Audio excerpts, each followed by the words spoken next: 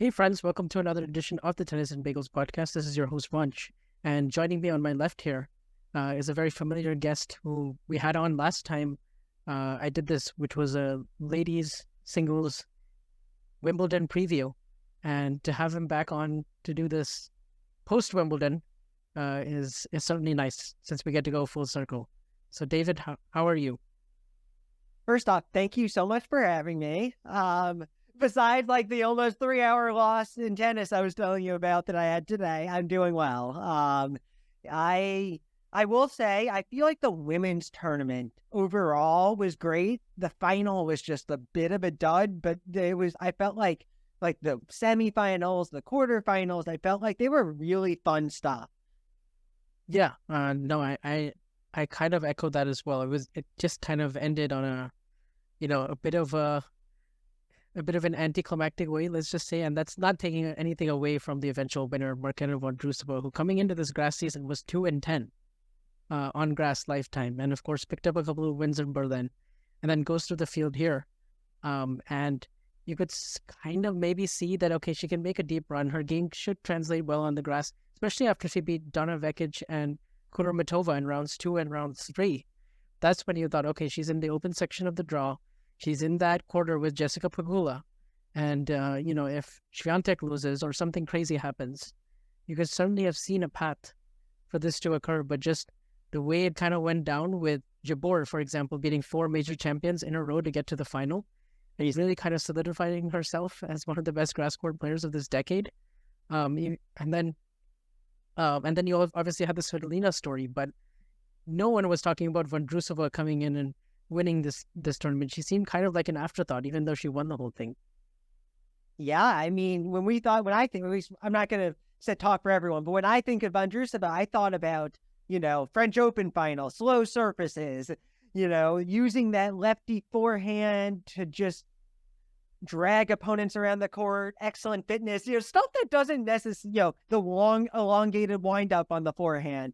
Stuff that doesn't necessarily contribute or doesn't necessarily translate, at least in my mind, to grass court success. But I saw that because I had thought that Kudermetova had a chance to win the whole thing. And so when I saw how easily she dispatched her in the second round, I was like, wait a second. Yeah, Marketa, and I watched some of the match, and Marketa just really,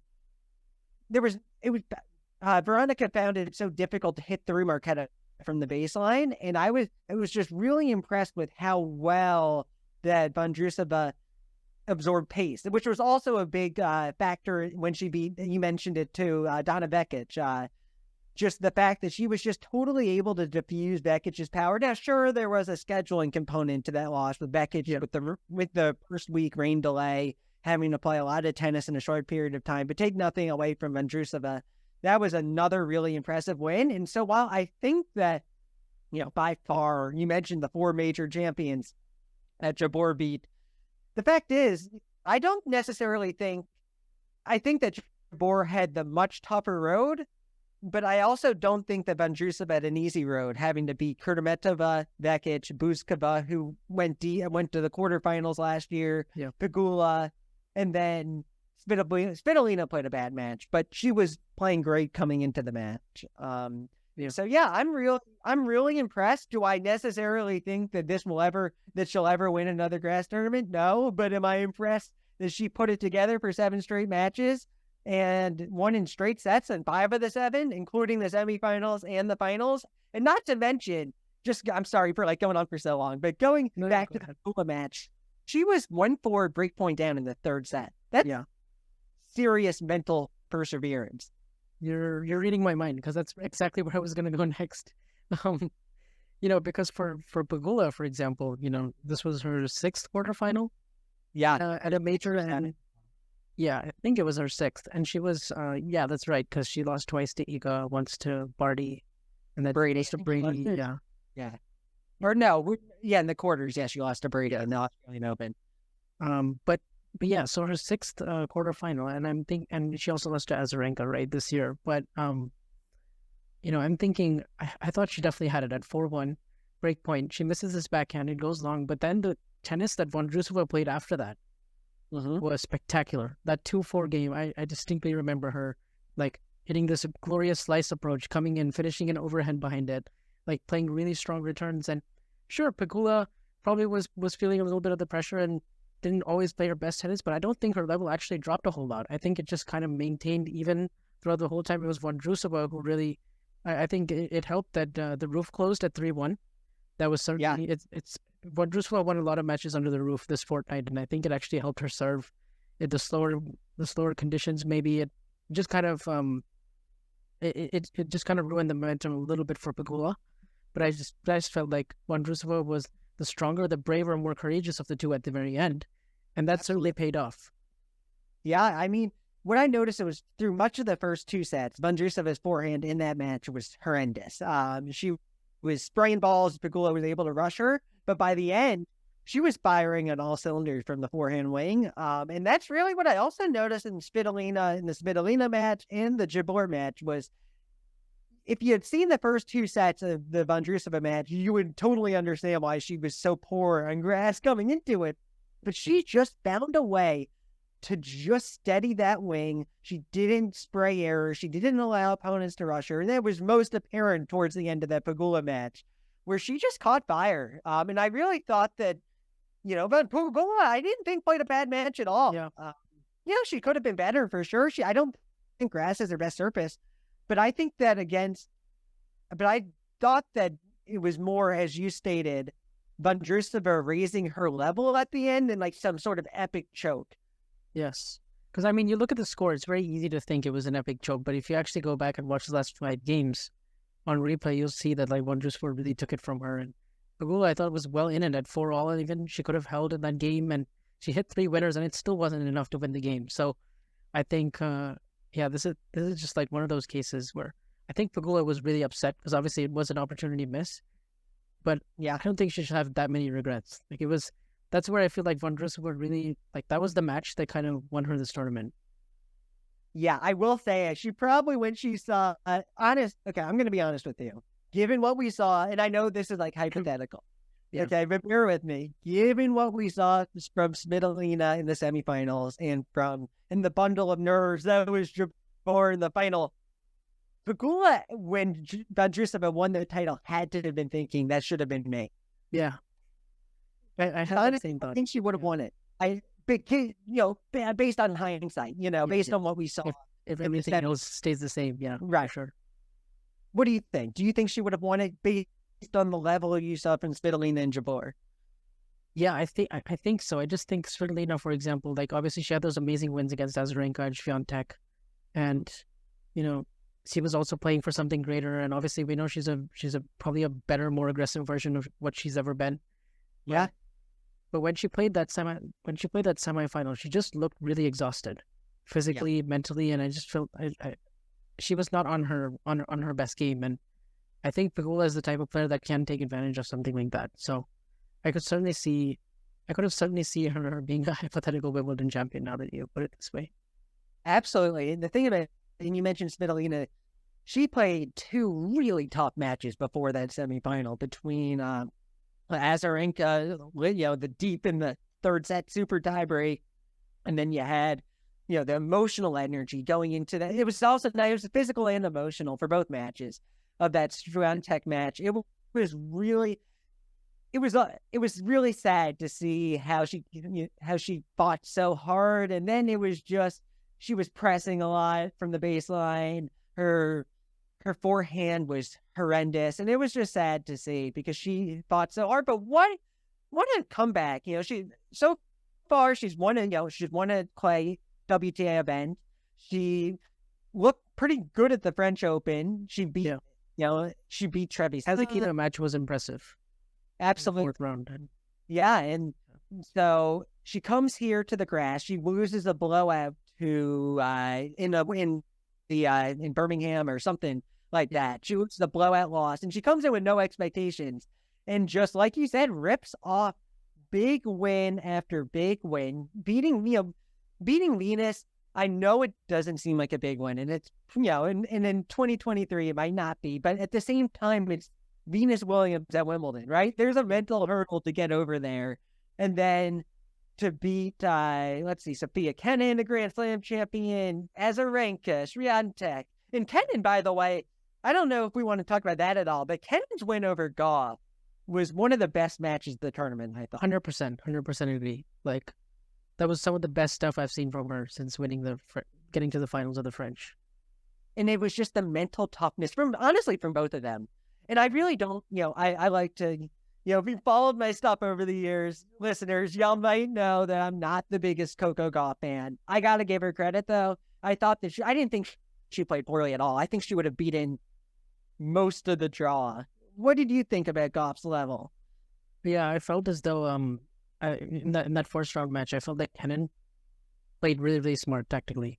Yeah. Particularly, it wasn't until late in the third set where I felt like Gauff's forehand actually broke down. I actually thought Gauff did very well, for example, to win the second set.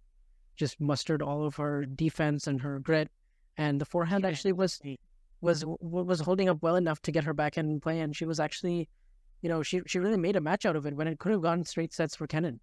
And so it was one of those where it was like, you had a revitalized performance from a former major champion against a top player who had some expectations on her, but it was like, it wasn't until I thought the match was pretty high quality until the very end, where then you really saw Gauff having to really press on that forehand wing, and we saw some of those same issues again.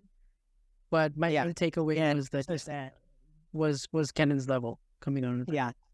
Yeah, I totally agree. I thought Gauff's forehand until the very end, like you mentioned, was pretty. That wasn't great, but like it wasn't like we've seen it at the WTA finals last season. Yeah. I thought it was fine. And she defended so well. Kenin just, you could see in her face, in her eyes, I'm not losing this, that Grand Slam champion mentality.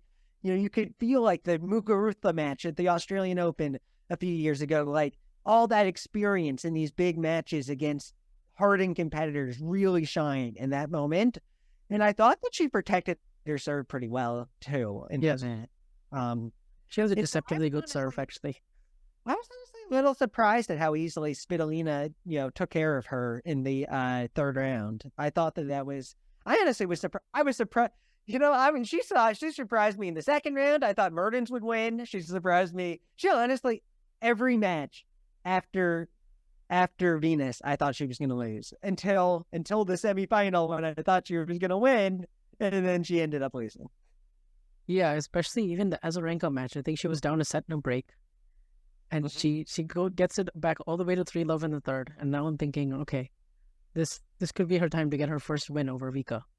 And then Azarenka comes all the way back, and then we have this phenomenal third set tiebreak, one of the best matches of the tournament, no doubt. And this was going on simultaneously with the Bencic and Swiatek match. So those two matches happening at the same time was such a win, I thought, for the tournament. But just the offensive repertoire that I've seen from Svitolina, especially going so big on the forehand and so going so big on the second serve return and that backhand down the line, all these shots when they're firing in combination with each other, and then you just add her whole will and her whole just her new outlook of she doesn't have that much to lose anymore. In fact, only to gain. Her comeback is so impressive to where now she's headed basically back to the top 10. She's already in the top 30 of the rankings again, which is kind of insane. She was outside the top 1300 when she played her first match in Charleston against Putintseva. Yeah, I think she played an ITF in Portugal. It was now here she is, Grand Slam semifinal, and now she's going to her best surface, right? I think her best surface is hardcourt. And so I don't know. Maybe she has made a Wimbledon semi in the past as well. I personally think she's most comfortable in hardcourt. So it'll be really interesting to see how she does this summer, how she does at the U.S. Open. And I think that, no one wants to sit here in the draw. And you talked earlier about, I want to just touch on this because you talked about it. It is true that the fact that Azarenka dominated the head-to-head and to have the mental strength and willpower to pull that out from a set and a breakdown, very, very impressive. And you can tell. And I know that this sounds cliche, and it almost feels like she is playing for something bigger than herself. Yeah, for sure. And then I think it's just the combination of she had Sky in October of last year, and now she has it 9 months later. I mean, the turnaround is very impressive. And then of course everything that is happening in Ukraine, and obviously she feels like she's playing every time for her country, and so just the willpower to like just get all the way back here so quickly. Yeah, I just found the whole story very compelling, and that's why I was rooting out of interest for the whole story. I was rooting for a Jabeur versus Svitolina final. I think many people were. Yeah, I think that for me it would have. Well, I don't want to get into politically. It would have been interesting to see Sabalenka Svitolina in the Wimbledon. Oh yeah, but another one who should be kicking her, who's definitely kicking herself, is Sabalenka. No, we talked about Pegula kicking herself, but given Sabalenka's serve, the fact that she was a break, I think it was even like up to 4-3. It was at 4-3. 4-2, I think. Yeah, and like, I personally think, given what we saw from Sabalenka all tournament, and the fact that I think she was playing for number one in that match, so maybe there were some nerves there. Yeah, and she definitely has a semifinal hurdle right now because she's lost 5 semifinals. She's won 1, and the one that she won was against Lynette. So, and then amongst the 5 that she's won, I would say like the Pliskova one, that wasn't really in her control because that was just 2 breaks in the second and third, and right. So that one, and that was her first one. So I'm like, okay, but the one against Layla, I think that was more down to her losing it than Fernandez winning it. Yeah, do you agree with that? 100%. 100%. And then of course, then you have the following year against Swiatek. I will say Swiatek made kind of life difficult for her. She shrunk the court a little bit, and her defense made it tough to hit through. But still, she lost 16 of the next 20 points from 4-2 up. So again, she's had leads in all of these, and then obviously the most surprising of all was against Mukova, where she had 2-5, 30-40. The match was basically done. And she had a major collapse. It was also like, I believe she was injured, right? Mukova was like towards the end, and she was really there for the taking until about 5-all when, she saw the opportunity, and then beautiful winner to convert and then served it out. But Sabalenka lost like most of the points after 5-2 when it was just it was again one of those where like she would have played Iga, and then the winner of that becomes number one, and then same thing with this one, but I like his. Go ahead. No, sorry. Go ahead. Yeah. No, I was just saying. I think Sabalenka's level would have beaten Vondrousova too. And so for me, it was just, Sabalenka is. I don't think of her as someone that is losing these big matches, but when you really think about it, like you just like laid it out for me, like, oh my God, that is a little. That's more than I thought it would be, and. Yeah, I mean, you didn't like the U.S. Open last year. I didn't think Swiatek played near her best in that whole tournament. I thought that match was there for the taking, and she botched it. She even, and I felt like, you mentioned the French Open, you mentioned this one. They're all you said it perfectly. She's had leads in all these matches, and so that's the thing. That's what it comes down to at the end of the day, and it's. Yeah, I don't know why. I don't know why she, and it might be like, maybe I don't know why she keeps doing it. But it's sad to see her like peak level and then just see how she can just implode.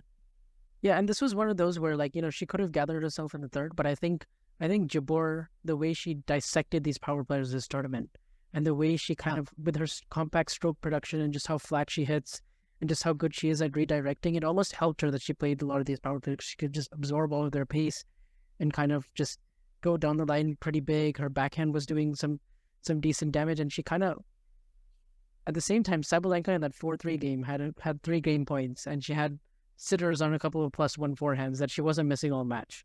So if she picks those, then she's up 5-3, and it's probably unlikely because for most of the match, her power was just so overwhelming, even for Jabeur with her hand skills, to really do something with and neutralize. So it's kind of twofold. Yeah, I thought that, in the past, Jabeur, is, I believe, at least coming into the match, was 1-4 against Kvitova. She struggled at times when she doesn't have a ton of time, but she really absorbed power really well in this match. I watched a lot of that Kvitova match, and just the way that it looked so effortless and graceful with her just placing the ball like it was on a string, and her variety out of nowhere, like where she would just throw in like an amazing angle or a drop shot out of nowhere, and Kvitova would just not be able to react in time. Now, of course, Sabalenka did hit herself out of the match a little bit. So did Kvitova, and so did Rybakina to an extent. But at the same time, you got to give Jabeur credit in the sense that she made the court look small to these players. She forced them to hit outside of their comfort zone. And I mean, come on, you're beating Sabalenka, Kvitova, and Rybakina in a row at Wimbledon. Yeah. It doesn't get much better than that. I don't think we'll see a better run to the final like this year or even next year. Like, it's insane. I likened the final I likened it to like the Lisicki Bartoli final of 2013, just in the sense that like Lisicki had beaten it totally informed Radwanska. She had beaten Serena. She had really, she had taken down some of the bigger name type of players before the final, and then just kind of in the final let her nerves get the better of her and choked it a little bit. And then with Bartoli taking the title. And so that's what I thought about when I was thinking about the match. But I don't want to take anything away from Vondrousova. She still had to hold her nerves. She still had to play solid tennis. She wasn't great, but she didn't need to be. And she knew what it took to win. And hopefully this is a springboard for the rest of the season, which should be on surfaces that I think are more, hard courts, I think are more favorable to her than grass. We saw what she did at the Olympics a couple of years ago. I think that she can. Are you like, because we've talked a lot about, or not we, but like I've seen on Twitter a lot about the new big three, Swiatek, Rybakina, Sabalenka. Do you see Vondrousova as a worthy, do you see her now in the mix with those three, or do you need to see more? Well, I think it's kind of like those three, and then I heard someone say and the Czech Republic, which I guess is kind of true as well, because you have Krejcikova won Dubai, Kvitova with her Berlin and Miami titles, and then Vondrousova now with this, and of course Muhova at the French.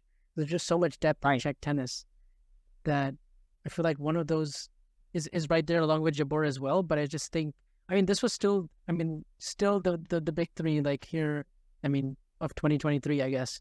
They still got to the quarters, all four of them, even all the top four seeds still got to the quarters. But I am still a little surprised that none of them didn't actually end up winning. I thought one of those three would actually end up winning it in the end. But I don't know. Maybe I just need to see a couple more tournaments in the hardcore swing, like maybe Cincinnati and Canada, before I can say okay, yeah, because in a way, narratively, to those who don't really follow tennis, not for us, because we've known Vondrousova for many years, but to them, it's back to the narrative of anyone in the top 50 can now win a slam. Whereas before this, it was okay, we have a solid group tier of these three guys, and if Jabeur had won, for example, then you could have. He would have been right there with. Yeah, you could have made a case for a big four at that point, because you're okay, yeah, 3 of the last 5 major finals she's won, and she missed a lot of time this year due to injury, right? She didn't play the Middle East because she had a knee surgery. Right. She had the calf thing. She still won Charleston, and now she's in the final year, and she's basically back to number 6. And had she won, she would have been firmly number 4 in the race, number 4 and number 3 in the rankings, overtaking Rybakina. So I felt narratively, and then of course, the trailblazer that she is and everything, that would have really been something more of that narrative of the consistency at the very top. Whereas now we're kind of left wondering, where does Vondrousova go from here? Because she's had a very inexplicable type of career so far. And I know that injuries have played a huge part in that. Obviously, she was in a cast literally this time last year at Wimbledon. And crazy. I think she had even had another wrist injury at the end of 2019, if I remember correctly, with her left wrist.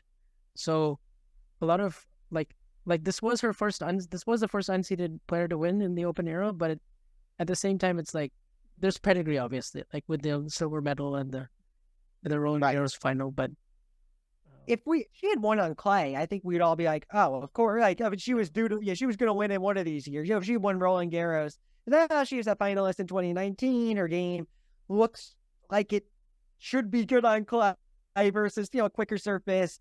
The higher bounce suits her game. But I think it does feed into the random narrative because it happened on grass. Even in hard courts, you can make the argument, but just because it's grass and she was just so poor going into it, it does feed into that narrative. But I think we're on the same page, and I totally agree with you that Jabeur, if she had won the match, is right there with Rybakina and Sabalenka. I've started once Rybakina started when she beat Voltaire 6-1, 6-1, when she basically didn't drop serve for like 3 straight. After the first service game of the tournament against Shelby Rogers, she basically didn't drop serve for like. I was a little concerned for Rybakina, I must say, going into that quarterfinal. I just felt like Jabeur was the underdog. Because as great as Rybakina was last year, like Jabeur's level really kind of dipped in the last 2 sets where like she really tightened up and felt the weight of the moment. Right. And then I also thought like because of the Haddad Maia retirement, I thought that and then because like both her third round, like not really a threat, I thought that she wasn't maybe just ready for a challenge like that right away, especially because she had the virus also before, like, you know, Right. the French, and then her loss was to Donna Vekic, which I guess like aged well in the end in Berlin. Definitely. But she'd been missing the momentum for a while. Even like the Rome title, I mean, she won like 3 of those 6 matches were because of retirement. So like I didn't really know like Never how really was playing at all. Yeah. until like basically since Miami. Like I'm a little, I like didn't know how to gauge her level basically, even though she got to the quarters. Yeah. I was kind of in the boat before the tournament of like, she's going to lose early. And then she started like mowing people down. And then I'm like, oh my God, she could win this thing. But I think that probably the lack of match play, you know, she just seemed like she ran out of gas after that first set against Jabeur. And whereas, Right. and I do also And kind of switched to the sets because I felt like Jabeur should have won the first one. Yeah. Rybakina should have won the second. And then after that, she was out of gas. Yeah. And I totally think that Jabeur, you mentioned it, does much better as an underdog. I completely agree. I think that she doesn't feel the pressure, whereas she came into last year's Wimbledon final as the favorite, and now this year's as the favorite, and she's lost them both. U.S. Open final, she honestly, she should have won the U.S. Open final. She should have won the second set. She should have won it, and I think if she won the second, she had the momentum, and then we would have seen what would have happened. From the Pegula Swiatek match at the U.S. Open last year, I just did not think Iga played that well, and I thought she didn't. She was far below her best in that U.S. Open. And no, I ended up winning it. I know I keep saying it too, but like it's true. It's like, oh man, Owens, like you had 3 winnable ones, and you're such a likable person. It just kills me that she hasn't. I think it was just so this thing to see her, like, you know, she's 2-love 40-15 up, and I'm like, she's definitely nervous. Vondrousova's not playing that well, and if she holds for 3-love, I think that kind of changes the whole match because, like, she just made 3 straight errors from game point up, to get it back to 2-1, and then she's up 3-1, and I'm thinking, okay, like, she never really consolidated those leads, and every single time it was unforced errors and tightening of her shots, and you could see the footwork go away. Like, she just wasn't moving in between points. Her second serve was much slower than it had been all tournament. Even her first serve, she was so predictable, always going to the Vondrousova backhand. And yeah, Vondrousova can actually hurt you on the backhand wing when she has time, and it's like she was hitting strong returns, and she was just hitting with a lot of depth and just asking the question of Jabeur. And Jabeur wasn't putting enough balls in play. And, you know, had she done that, she could have at least made Mackie earn it a little bit more. But I think her mentality was just, she was so wound up by the whole occasion and the whole way of like carrying like Tunisia and the Arab world and just all of that, like, I think just really got to her in the end. And it was kind of unfortunate too, because like before the match, she showed up, I think, in all black on center court. And I read that somewhere on Twitter that she showed up in all black and was training on center court. And then her practice was delayed like 8 minutes into it. And she was asked to change in all white. And I hate all that. Yeah. Yes. Yeah.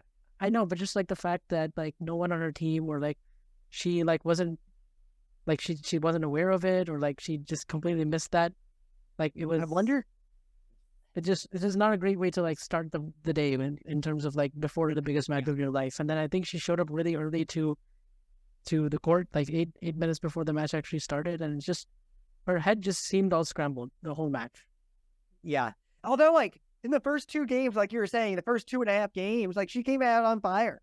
And so that's what made it it even more weird, where that's why I think the final as a whole for me was a bit of a letdown, just in the sense that it didn't feel to me like Vondrousova just flat out beat Pegula in that third set. She just took matters into her own hands and played the offensive tennis that she needed to do to win.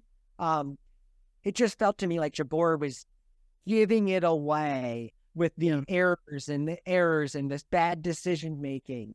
And yeah, it looked like she had rocks in her, like, what's it, bricks on her shoes or whatever they're saying, rocks in her shoes. Like, just the footwork wasn't there. It just felt like the decision making, like, which was so great against a bit of Rybakina, Sabalenka, just wasn't there. And it felt like it was her. It felt like she had never played in a major final before. It felt like she lost it, even though it was her third. It felt like she'd never been there. Yeah, like, and it just makes me wonder if she can play so well and she tightens up like this, and now 3 straight, because I thought that she played tight at the U.S. Open as well. I thought she played very tight when she got the lead against Rybakina last year. Is she ever going to win a major, or will her nerves just never allow her to do so? And I don't blame her. I think that's why also she was nervous, because she's about to be, 29? This is her prime right now. And I don't know how many more chances she's going to get. And this is her best surface, because let's be honest, do we really see her winning a French Open? Against Swiatek on clay? I don't know what happened in Rome last.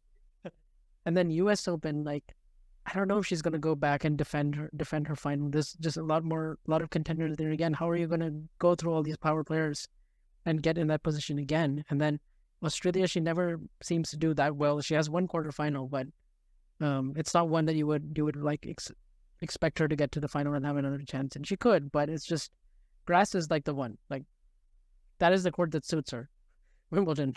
So, yeah, I think that, like, and it's also just the fact that, like, women's tennis can be, pretty deep. You have your Kvitova, you have your Vondrousovas now. You have your. Are you really gonna be able to go through Rybakina, Sabalenka, again? I just don't know if, like, it's the sinking feeling in my stomach that she's lost her chance of ever winning one. And if she doesn't, she still had a great career, but it doesn't, she wanted, I'm sure she'll look back and with regrets.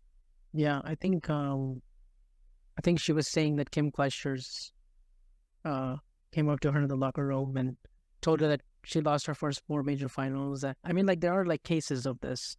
Like, who else? I think hers could be like a Yana. Andy Murray lost a lot, right? Yeah, he lost his first 4. Lendl also lost his first 4, but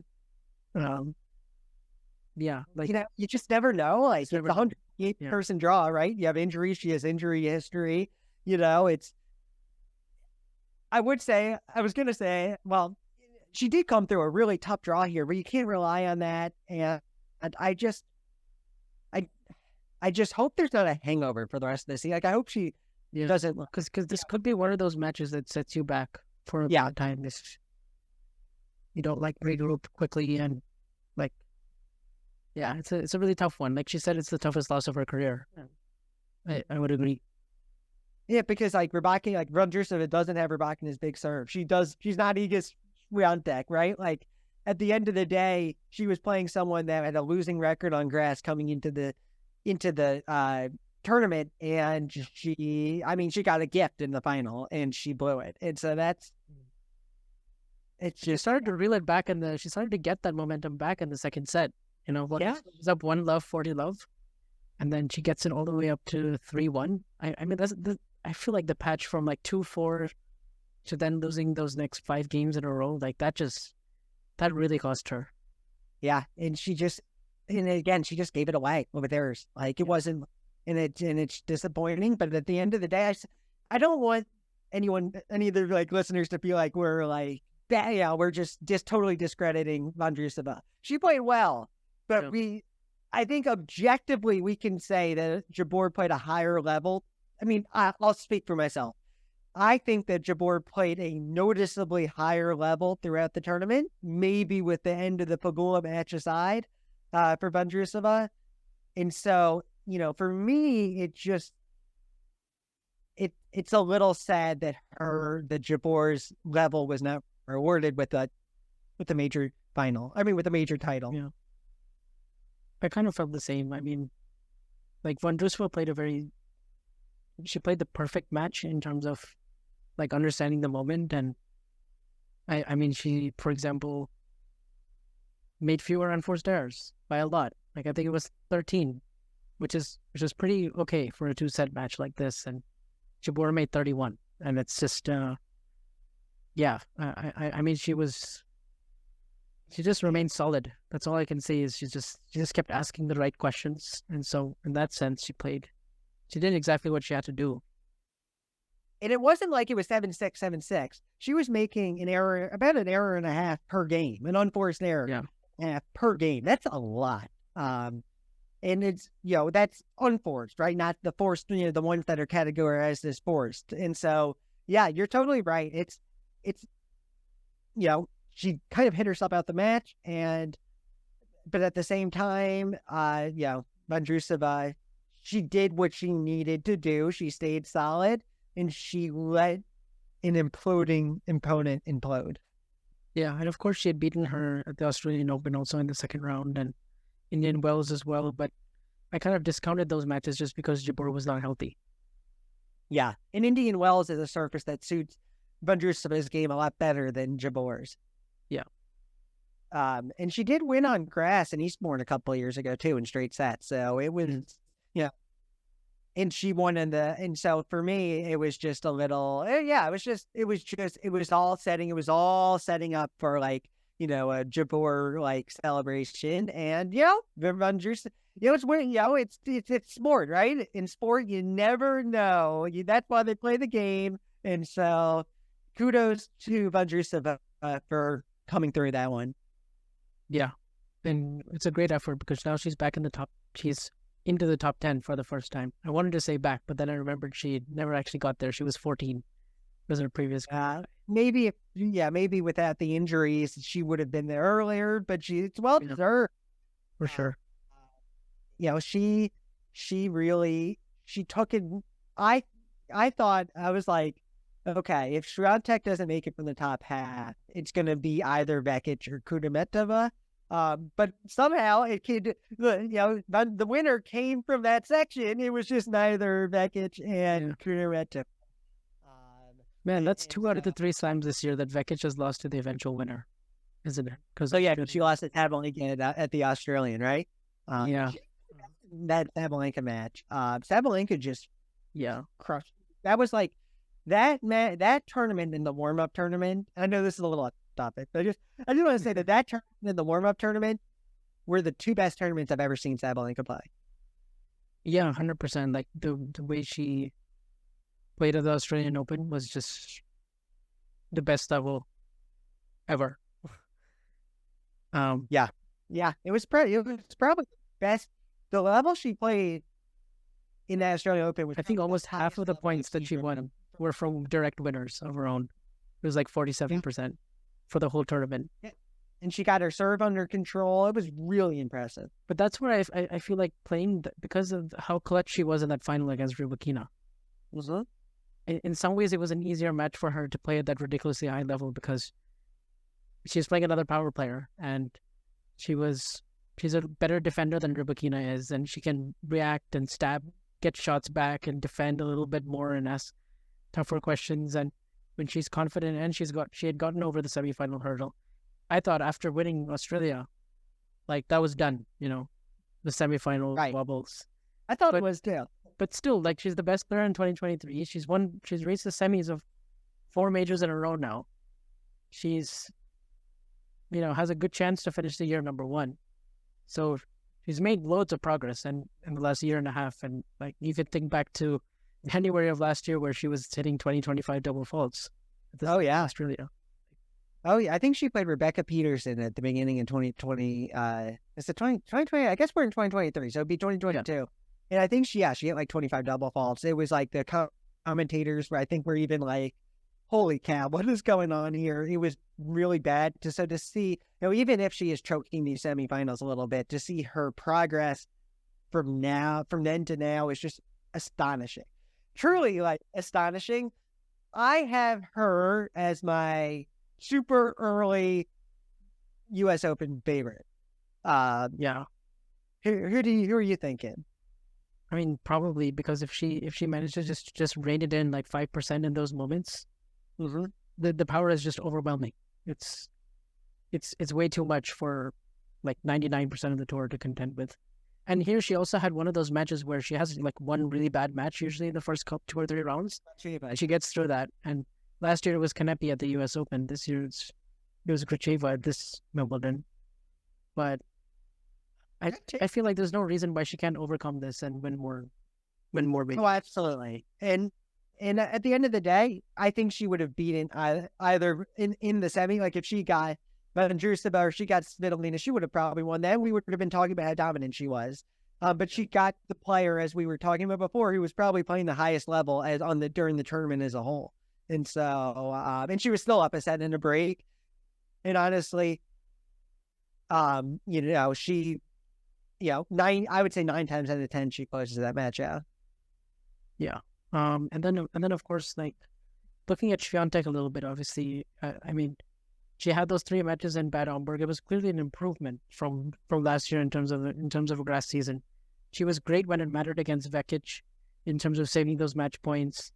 Her forehand got her through that second set tiebreak, and she was able to close bench. Sorry, did I say Vekic? I meant Bencic. Yeah, Bencic. I knew what you meant now. So that was a good result because I felt like that was a trap match, for Iga, and when she got through that, I was just, I have mixed feelings about the performance in the quarterfinal because obviously Svitolina played extraordinarily well in many occasions, and again it was one of those matches where Swiatek should have won the first set. Yeah, Svitolina should have won the second, but instead they kind of flipped, and Swiatek was extremely clutch in that second set tiebreak from 4-1 down, winning 6 of the next 7 points and hit 4 forehand winners, and really kind of willed herself through that second set, and she had all the momentum going into the third. But I just felt like 2 things were a bit off. One, Iga somehow, like the wobble at 5-3, I was not expecting that. When it was 5, left 30, and then all of a sudden Svitolina went 16 of the next 18 points, and Iga's forehand just went gone. Like it just went missing for about 4 games in a row, and she just went really dark on herself emotionally, and I felt like, she's so hard on herself sometimes, and once that set was over, she was just furiously writing notes in her notebook, and it was just one of those where like she looked at a loss of what to do, and we know she's like not the most secure person usually most of the time on the court, and she has a lot of those doubts. And she's not more on grass than even on like clay. I feel like on grass she has just not a lot of confidence in herself. Yeah. So like that frailty is still there, and you just have to be able to play the right kind of tennis to get that out of her, especially if you're a power player. And Svitolina played like a power player a lot of the times, attacking Swiatek's second serve.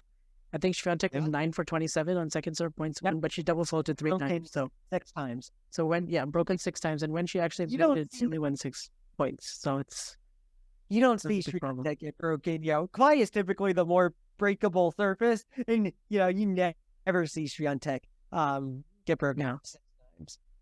But I mean, like sometimes I just think she's such a perfectionist, and she's so dark on herself that things can just really go south when you're least expecting them to, and all of a sudden, like it's not like the bravado and confidence of like other major champions where like they walk on the court and they have this like complete and total faith and belief that they're just going to triumph every single time. Whereas with Iga, like things can just really go south out of nowhere, and her forehand just can, it can be rushed, obviously, especially on this surface. I also just don't think, although she's improved, like she's just not that comfortable moving, especially north to south, and also just like defending the forehand. Improved, but not enough. But not enough, right? Yeah. That was kind of my takeaway. She looked more comfortable this year than she did against like Cornet last year. Yeah. I think that it does come down to the fact that, like you mentioned, Svitolina was able to rush her in a way that, like, for instance, her second round opponent, Sorribes Tormo, was not able to. So whereas Tormo was able to keep the ball alive, to put some spins on it, to use her backhand slice, to spread the court. She played players with variety in the first week, but none who had the power to exactly. And so take the racket out of her hand. She almost could play like a clay match because of the lack of power coming her way. She just bided her time until she found an opening. Yeah, and benches is sort of somewhere in the between because she redirects pace really well, and she has the flat hits, and she can hit down the line, and she also caused Iga some trouble for sure, but she also didn't really have the offensive repertoire of some of the other power players, and she also allowed Iga to really step in and dictate on those match points. And she also was coming from job. She was also coming into the tournament totally undercooked, having not played since the French Open. I was impressed she even got to the fourth round. Me too. I thought she'd be. I can't remember where I predicted her, but I definitely did not expect her to do as well as she did. And I think that if she had maybe gotten a grass warm up under her belt, some more match play, kind of get her fitness up to par, I think that she has the game that she could have got over the finish line against Swiatek. Yeah. I'm interested to see how she does in New York. She's always hanging around, and she's always like U.S. Open is her best. This is usually when she plays her best tennis. She made the semifinals in 2019 or pushed and rescue and nearly won that match. Yeah. Another what if, because we saw how nervous Serena was in that final. Belinda could have been a major champion. There's a lot of those what ifs, especially on the WTA with it being best of three. Like there's just so many.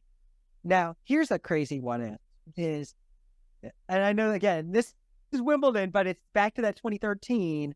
Sloane Stephens played Bartoli pretty damn tough. She would have got it Lipkins in the semifinals, and then a nervous Lisicki in the final. Sloane Stephens could have been a major champion all the way back in 2013. She could have been a major finalist or champion here because she, she was 6-4, 5-2 up on Vekic. That was a great match, by the way. And then Vekic came all the way back, won that. And then I think she had very little time to regroup for Vondrousova. And I think that Vondrousova played really well. But I still think if Vekic was, if the scheduling issues had not happened, Vekic would have played her tighter, and I think probably would have won. Yeah, that's the other what if. Yeah, like I think I had Vekic in my semis because I just felt that it felt the most comfortable. I think I had Kudermetova. But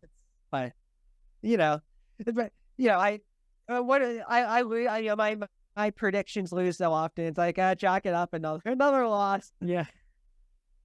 Yeah, it's like we both, I think, had Swiatek winning the event beforehand. Yeah, we did, and I made the same Petra Kvitova thing as well. Like next time, I'm just gonna pick her to get to the fourth round and stuff. Oh, I'm not gonna get fooled by. I usually go all or nothing on her, and this time I took her all the way to the final, but she just did not show up for the Jabeur match. Yeah. So here's something I'll say I think because we were talking about Jabeur, whether or not she'll win a major. I think in terms of from here on out, I think Jabeur is more likely to win a major than Kvitova is, despite Kvitova winning. Yeah, that's probably a cold take, but still. Yeah, because Kvitova is 33 now. Yeah. Yeah, I mean, On still has 2 or 3 really good years, but I don't think her window has actually closed yet. But you also have your Mira Andreevas coming up. It's gonna get you're gonna get theoretically the Fruhvirtova sisters. I don't necessarily see big things for either of them, but I think that Mira Andreeva could place herself right at the top of the game within the next year. To me, Mira Andreeva is kind of on the men's side. If I do a male comp, it's kind of like a Holger Rune, where I just find her defense so versatile. She just has a very complete game. Nothing really stands out. Yeah. It's just all there. And now she just has to sort of package it into more consistent, more reliable offense sometimes. But it's all the ingredients are there. Yeah, and the mental game needs some work as well. Yeah. up a set and a break. Might have had a Should have closed that match out against Keys, no doubt. Like she had a break point, I think, for 5-1. That's second set. And blew it. This is legit. I feel like we keep talking about all these, Sabalenka, Jabeur, Amira, and Juriva. This is like the tournament of jokes, huh? It's like the tournament of what ifs, and I guess not backing up the really, really big wins. But that's but that's even Aryna, like you said, is up set in a break on Svitolina. If she wins that, she could have rushed Iga and like won that one, and then she's a major. I would have liked her chances against. I would have thought that it would have been pretty even against Vondrousova if they play. I know we can't do the what ifs, but like, and it's like then you get to the final, and then it's like if you just have a nervous 35 minutes, that's all it takes. Like, grass. Yeah. And then you're like, I wonder if this was best of 5, and then you get into that whole can of worms. But it's I think Jabeur would have been helped by best of 5. Because just in terms, obviously she lost, but like in terms of the nerves, I think that maybe that's where it kills. That's where best of 3 really kills it, because you get nervous. Lisicki, it almost burned Karolina Muchova in the French Open. She was down a set in a break, that, and then thank God she had enough time to make the match competitive. But with best of 3, I feel like for the major finals, like there's no scheduling issues. Make best, even for the semis. I mean, we tried it for the WTA finals from 1984 to 1998. Yeah. And I think most of the players were like on board with it. Like just the final, of the year-end championship was best of 5. I don't understand. I don't understand, and I do understand with the scheduling issues. Early round, but in terms of the final, like you let these players have a chance to like get comfortable out there. I agree. And I think it's especially prevalent on grass, just because of the fact of how quickly things go. Yeah, for sure. I do also wonder how much we overrated like experience in this tournament, because it's like, I mean, reps are obviously important. Like you do need some experience. There's no doubt, but also like Vondrousova was 2-10 coming into the last season, and it's just it's not like the old days where it's like if you're just a good tennis player, like you're a good tennis player, like it's. Like it's much more homogenized. It's much more like, especially Wimbledon is a lot slower than a lot of these lead-ups. Don't you think? Like your Berlins and your it did feel like especially watching like Newport today. Like I felt like, oh my God, like wow, Wimbledon seems slow compared to that. Especially also with the roof and the rain, like it just made things even slower. I would have loved to, back in like let's say 20 years ago. Art Alcaraz and Djokovic as, on the men's side as, proficient. I don't think there's a shot 20 years ago Vondrousova was winning the Wimbledon, given how, quick and low bouncing it was. But I think that I've been interested just to a little men's tennis talk. I don't know if they would have been as great as, whereas I feel like Federer would have maybe been fine. Yeah, I mean, Federer kind of grew up in that whole 90s era where he was anyway playing. I mean, I think he served and volleyed like 50% of the time, and even in 2003. Right. When the courts were slowed down already after that final in 2002 with Hewitt and Nalbandian. Yeah. And so I think that the grass, and I don't know if there's a solution though, because if you try to speed up the grass again, it becomes unwatchable, right? Like to the extent for someone like me, it's like, oh, another big serve, especially in the men's side. Yeah, you don't want to see like Anderson, Isner, like just. Not Query. I was thinking about Query semifinal run, but Cressy, Jarrett. Did you see that match? It was unwatchable. Yeah, it was just 2-shot rallies max. Yeah, not even like for most of the match, there wasn't even like a sniff of a break point. Like, and I'm not saying that we can't have big serves, but like when you're going sets and sets without any sort of resistance on return, it's like, do we really want to even make it faster? Yeah, for sure. But I think that's more of a men's issue than a women's. Yeah. I mean, and then you also just have like some bad bounces. You have like just, a lucky shot here or there, like usually like some half volley pickup where like, one person just slips behind the baseline, like changing directions or, you just. So Enos take a big fall. We've seen Djokovic, I believe, or Alcaraz take a big fall. We've seen I'm trying to think of everyone. who else. Oh, Elise Cornet against Rybakina took a huge fall. You had Rublev when he was diving for the match point against Bubka. Especially in that area well behind the baseline where it's still, I guess, kind of moist. It's really kind of dangerous. But then again, like clay is dangerous with the stupid signs at the back of the court too, right? And I remember, I think it was in Monte Carlo, someone tripped on the sign at the back. Yeah. That's a totally different issue. Yeah, for sure. But yeah, I mean, so there were like a lot of good matches kind of earlier in the week. I thought Andreescu, her second round match against Kalinina, was quite a good one. Yeah, she played better than I expected. She did, yeah. I mean, I watched her play Vondrousova in Berlin, and I was actually like, man, Andreescu is playing well, but Vondrousova looks like she can win a few matches. I didn't think she'd win the whole thing, but I thought, she certainly held her own. But I'm trying to think if there was any like other epic encounters. We mentioned Goff, Kenin. That was a big one. I thought that Svitolina Azarenka, Svitolina Swiatek. We mentioned Swiatek Bencic. Fernandez Garcia is always good.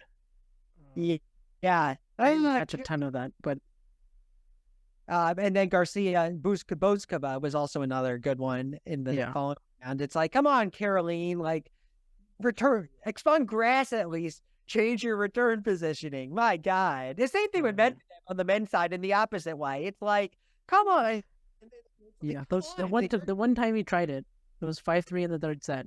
He goes up, stands near the baseline, but then he misses 4 returns in a row, and it's like then he just goes all the way back, starts returning again, and it's just a losing combination. Yeah, and so I don't know, on grass at least maybe next year he'll work more on his court positioning on return. Hopefully, I mean, you can't be this good of a tennis player and be that unadaptable, right? Like it was stubborn. Yeah. But then again, I'm like the king of being stubborn, so I can't really talk about it. I do also think there's a lot of other issues in that matchup, but yeah, I mean that is one of them for sure. Okay, I'm trying to think. Are we missing anything?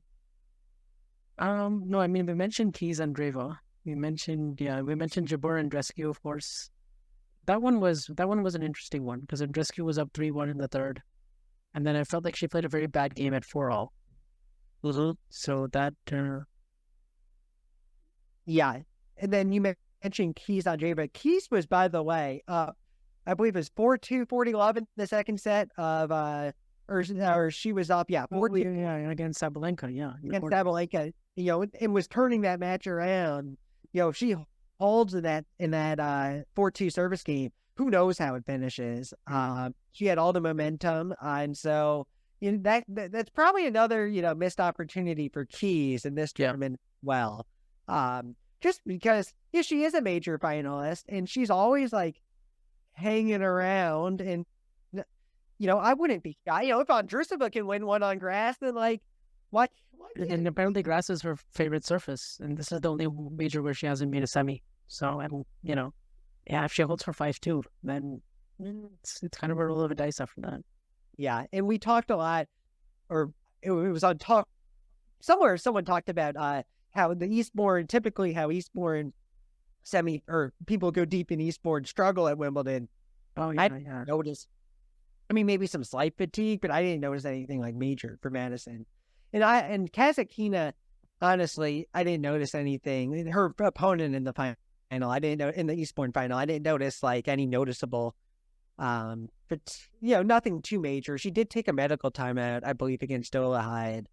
If I'm remembering correctly, it was way back then. But like, I didn't feel like what I'm trying to say is I didn't feel like the Eastbourne curse ended up coming into fruition this year. No, I don't think so.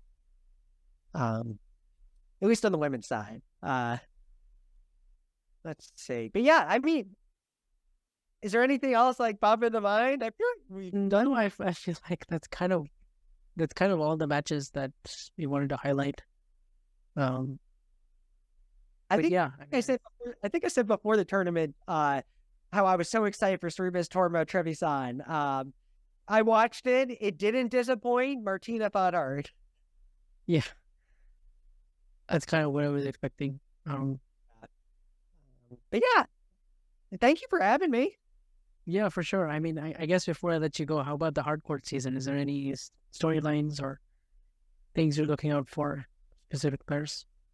On the women's side, it feels wide open, right? Because I think Sabalenka is the favorite, but I don't, Swiatek can definitely play in our courts too, and Rybakina, we know that the quote big three, but like at the same can play on hard, and we know that I here's a storyline. I'm curious how Rybakina, if she can kind of get back to the form that she had early in the season, because like you kind of mentioned earlier, I'm throwing that Rome tournament out the window. I don't think she played well in that tournament. I think she got about as lucky as you could ever get to win that. I don't think there's a shot she wins that without the 3 retirements, specifically the Swiatek retirement the most. I think that she did not, she's been sick at the French Open. She was sick in Berlin. She was, a little undercooked at Wimbledon. So I'm curious how she bounces back this hardcourt season. And because I think that, especially given how quick the U.S. Open played last season,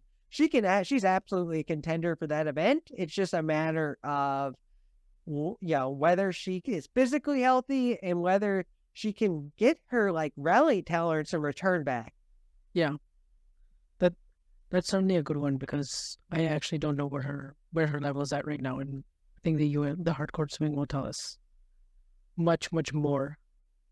For me, I'm just interested to see how some of the players who had success earlier in the year, pre-Indian Wells in March, players like Bencic and Krejcikova. I'm curious to see if this is a time where they can kind of get some of their mojo back.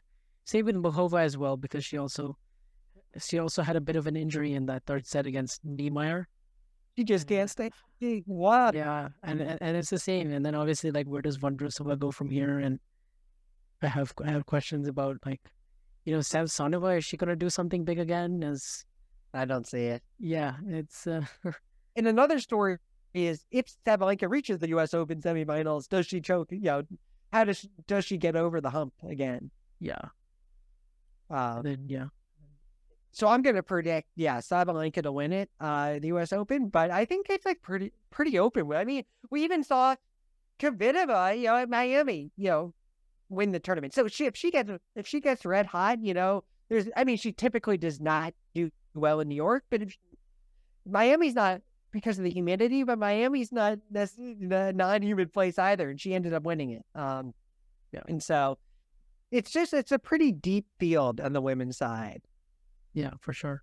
I could probably list 15 other names, but I guess this was a good Wimbledon recap, because we kind of just hit on a hodgepodge of several different matches and topics, and just kind of spoke whatever was on our mind. But that's how I like it sometimes.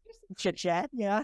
It's a bit more casual and conversational, but that's certainly a good way to wrap up Wimbledon for the grass court season on the women's side. So thank you very much, David, for joining me. And what do you have in store for us soon? There's going to be, I'm going to write probably an article or two this week about either Budapest or Palermo on the women's side. Thank God Clay is back. Thank God. I texted my Action Network supervisor, like, it's Clay season again, and he was like, no, it's U.S. hardcourt season or something like that. But to me, it's back. We're back on the clay, and I'm loving it. So I'm going to be following those. I think Newport is also, just on the men's side, just a fun. Yeah, I know it's grass, but just kind of like funky it is, like with just like the courts, with the talked about bad bounces. That Newport is the king of bad bounces. So I'll be following that, and Yeah, it's just some challenger action. It's nice, having a challenger in Granby, which is our time zone, versus having to wake up at like the crack of dawn for some of the matches in Europe. And so, yeah, it's actually just in general nice having the tour come back soon to North America as well, where it better fits at least my schedule. Yeah, I'm looking forward to that and not having to wake up at 3 or 4 in the morning to watch some of these matches. But I can't imagine you on the West Coast, man. Like with it's rough. It's rough. it was tough for me too. It's like, like my body, I'd wake up, my body would be like, go back to bed, but I'd be like, God damn it, I gotta see what's going on. And so, yeah, thank you so much. But thank you to you, Owen, and Andre for having me. Seriously. Yeah, it was a blast, and it was nice to kind of go full circle from our Wimbledon preview as well. And yeah, we look forward to the U.S. Open. I'll do that one too. No pressure, but yeah, you're on our list for sure. So we're happy to have you on anytime. Well, thank you so much again. Yep, have a good one. Bye.